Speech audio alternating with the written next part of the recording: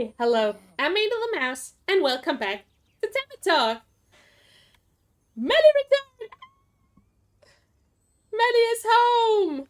And Dave, formerly known as Kumo, formerly known as, Malachite and whatever, um, is finally seeing her!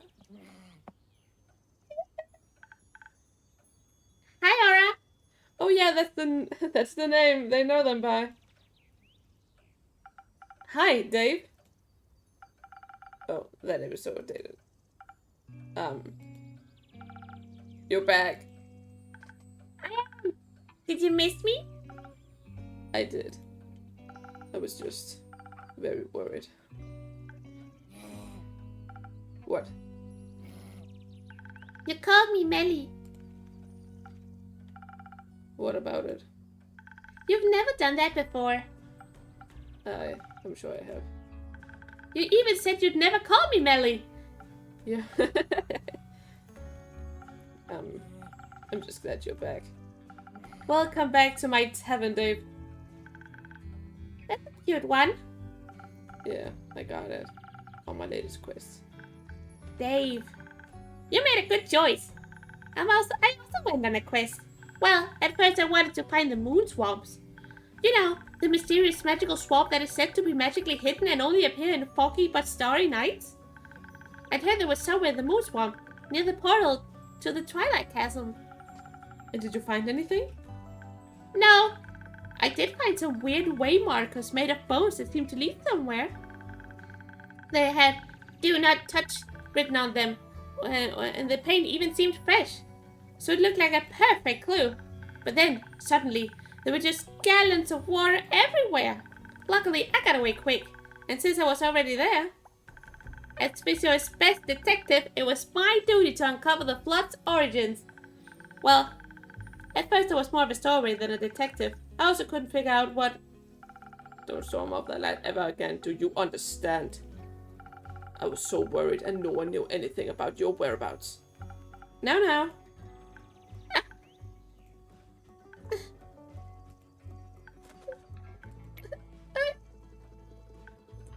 I'm sorry. No, I'm sorry. I shouldn't have dared to do it like that. It's just... I haven't cared about anyone in so long. And with you and Fable both suddenly gone, I didn't know what to do. I thought you didn't even care. After you went away, even though I asked you to be more careful, I thought maybe you didn't want to be my trusty assistant after all. So I went to investigate alone. I'm sorry for leaving. It's alright. I'm used to people leaving and not coming back. I do care, Melli. I'm just kind of new to this whole honesty thing. I'm kind of new to this whole empathy thing. Yeah, I figured. If you'd like, I could fix you a drink that will help you find your words again. Don't know if I'm up for trading another secret in exchange. It's on me today. You've got enough to worry about. So, let me see what I can do for you.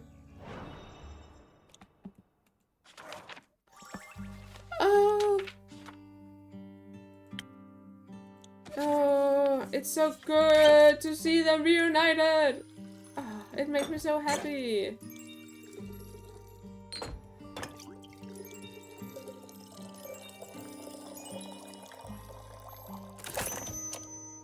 Boop.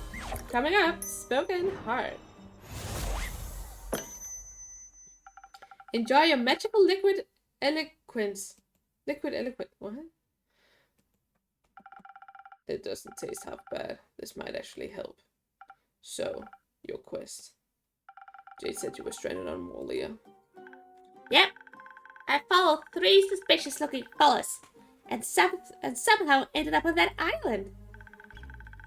Why do I always run into wizards and magic when I'm out on adventures? And traps! Magical traps everywhere! Sounds very dangerous. And detectives always seeking thrills. I'll make sure to be careful, I promise. It's not about that.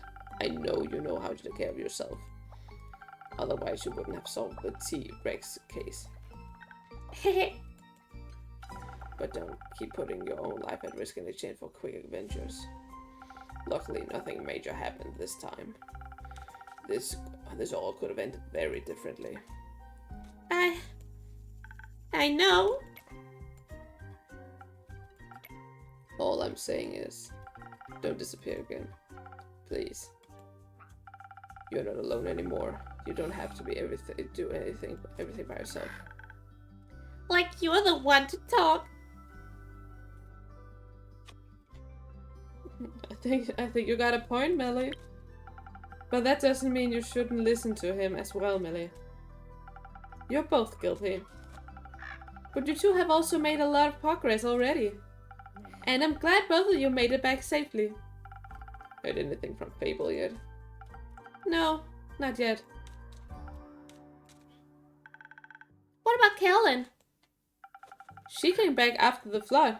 Currently, she's investigating some undead sightings in the Pale Woods.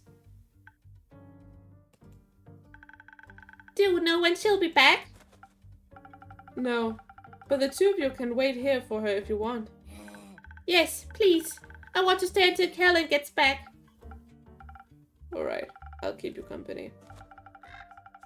How about I spice up your wait with another drink? I'll pass. But I'd like one, please. Of course. Do you want anything specific? That whole adventure was pretty exhausting. Maybe something to combat my mental tiredness? Nothing easier than that. That'll be nebula. Sparkling nebula.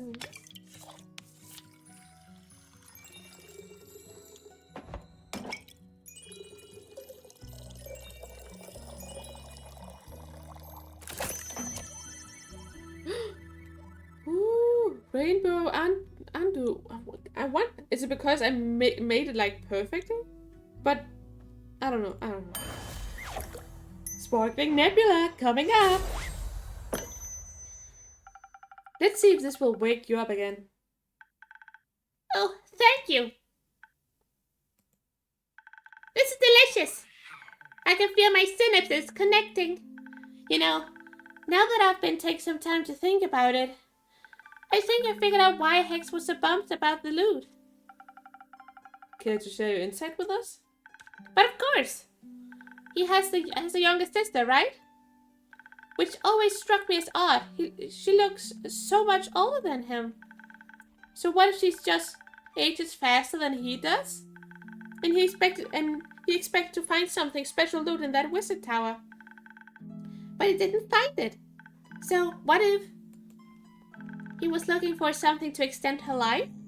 Like a scroll of immortality. What a foolish idea. Hey! Not you, Hex.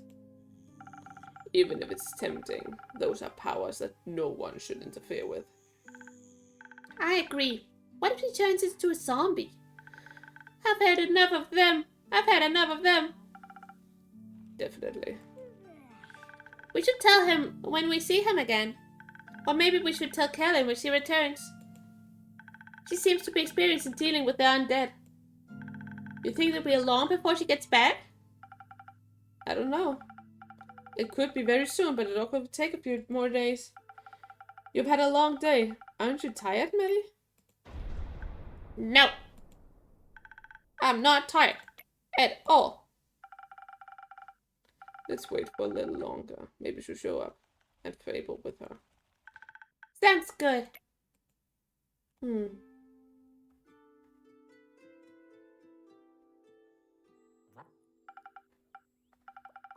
Did she fall asleep?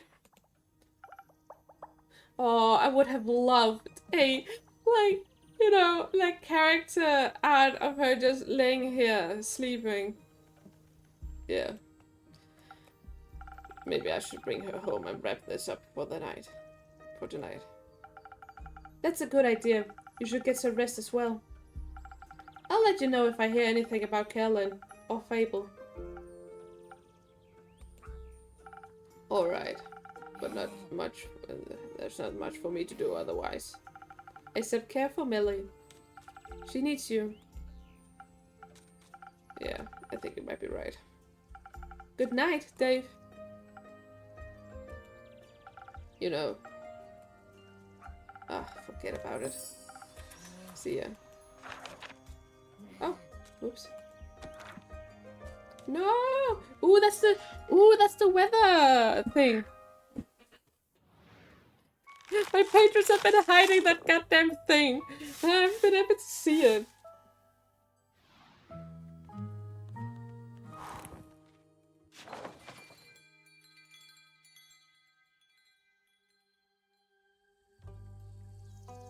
Disaster, tea, and revelations. Let's go!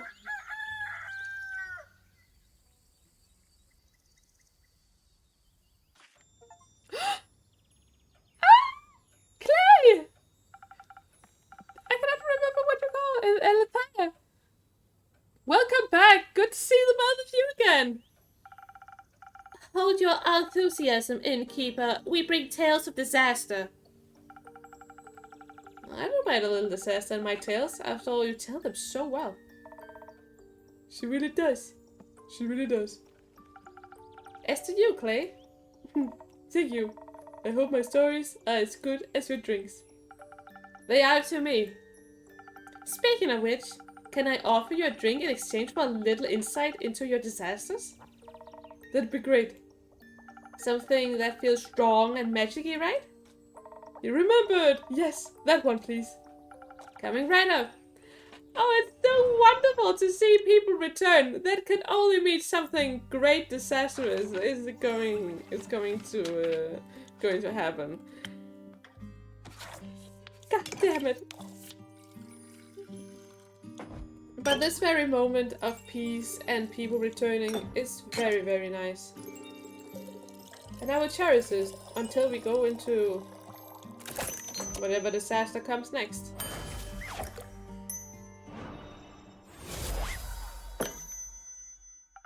Something tasty and strong, but hopefully not too disastrous. Very tasty, very strong. You really got the best drinks around. Happy to hear that, Clay. Tia, you're bursting at the seams. How were the archives? Fun. Were they? Mayhaps. The bleak stalkers were. Bleak? Cute. Cute? Very. Jade told us where to find the entrance to the archives. But when we got there, we found it was surrounded by bleed stalkers.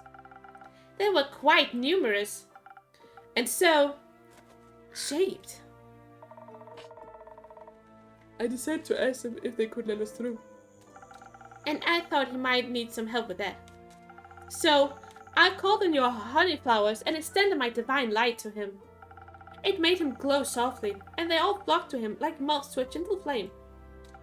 Did you know that they have velvet wings that can fold into their bodies? I didn't. That's fascinating. They were so very cuddly and showed off their crawling skills in exchange for carrots. I asked them if they'd like to be our tour guides, and they were so excited. They'd never been tour guides before, and at first, they thought it involved eating people. I might have acted a bit standoffish when trying to correct the misconception. Clay was able to convey the message much better. He's very good at explaining things. I think he really understands people. And that helps him meet them where they're at. I try to. Everyone has their own way of understanding things. I think that's beautiful. I envy your empathetic approach to life, Clay. Aw. Thank you. But you've got your own strengths. Like how you're a master of a strategy, and how you're good at making people feel safe. I suppose we make a great team. The best, I might say. We made a great team with the bleak stalkers too. They let us in right inside the archives, which were huge. Large parts of the Everbloom had collapsed, but even the explorable sections were unbelievably spacious. We had no time for a proper tour, unfortunately. We had to make it back in time for the barbecue, after all. That meant we had to be efficient during our search. Though we did take a break to admire the artist hall. All the creatures excitedly led us to. We found an abandoned pottery equipment that distracted us a little too much, using more time than we might. That was made. Using more time that was may perhaps appropriate. We molded tiny versions of the little creatures as a gift to them. They love them. Afterwards, we split up to cover more ground. Each of us was guided by a group of bleak-stalkers. A dangerous choice, but that's when the monsters get you. That's what Clay said. So I enhanced the friendship bracelets, enchanted the friendship bracelets. That way, they would always sense in which direction the other person was located, so neither of us would get lost. It was so smart. Oh yeah, they're wearing the bracelets. Look at them. And oh, it was very useful. I see you kept yours on. I did. They really help with the navigation around the archives, too. It's a beautiful place, you know. I mean, everything's overgrown with vines, or withered and full of termites. But we could still tell how much care was gone into building it. Some of the tree branches still had leaves on them. And I saw a couple of stubborn lotus daisies trying to break through around the rocks. I taught the bleak-stalkers how to water them. They loved drinking off the watering can. But they also enjoyed sharing their water with the lotus daisies. Hopefully they'll grow strong again soon. What a shame all that effort went into building the archives was for nothing. But it wasn't. It meant something to someone once. And I could still feel the love in it, even during our visit. Maybe it'll even bloom again. It's called the Everbloom, right? Like forever? I wonder who named it. We should go back sometime and see if we can find any information about the archivists. I bet they knew some great drinking games. Perhaps we should honor their contributions by studying their knowledge they left behind. Why not both? They should be people first, symbols second. Oh, yes. I guess both would work too. Good idea, Clay. What else did you find in the archives? Besides friends and the beauty and horrors of time, I mean. I got a little distracted when I asked our new friends to point me towards the cooking section. It was so vast. I found so many new bread recipes I can't wait to try out. And also found something for you. For me? Yes, a recipe from a book on mythology. First I thought it would take the whole thing along, but it was a giant tome, and the bleak-stalkers were too attached to it. So I ripped out the pages that looked the most interesting. We thought it'd fit your repertoire. Ooh, I think it does. Thank you very much. As for me, I asked them to lead me towards the dangerous knowledge and soon found myself in a hidden study. The bleak-stalkers didn't want to go inside, like they were scared of its contents. So I rewarded them with some treats and ventured inside alone. Sounds like you got along with them rather well. I grew quite attached. Perhaps I would even call them my favorite animals. That means we solved your favorite animals quest. We did. They almost made me want to stay and waste more time. Isn't that strange? Not in the slightest. Time well spent is never... Time never wasted. Seems like our little paladin learned a little thing about being a person more than a weapon for a mission, a tool for a mission. Perhaps you're right. Anyhow, the study. It was a complete mess, full of scriptures, scrolls, and written scramblings that would be forbidden these days. Well, exciting. And worrying. The papers I was able to translate spoke of the apocalypse, of the end of it all. There was research on the roots of the ether tree and how to bind them, written with shaky hands in fading ink. Was this more the scholar or mad scientist type of research? Hard to tell. The lines tend to blurry with blasphemism. Do you know about the ether tree? Because Tia gave me a whole presentation about it. I wouldn't mind a refresher. It's a giant tree. Thank you. Oh, thank you, Clay. Love it. Good start. A word tree. That means a word rests on it, in it, around it, somewhere? In it, mostly. Depends on who you ask. The dragons guide the tree, because they created it, maybe, but definitely because they care for us. And since we live in it, it should keep existing as it does. No one would want their home to crumble. A lot of people get hurt if something happens to everyone's homes. That's true. But luckily for us, damaging the ether tree isn't possible.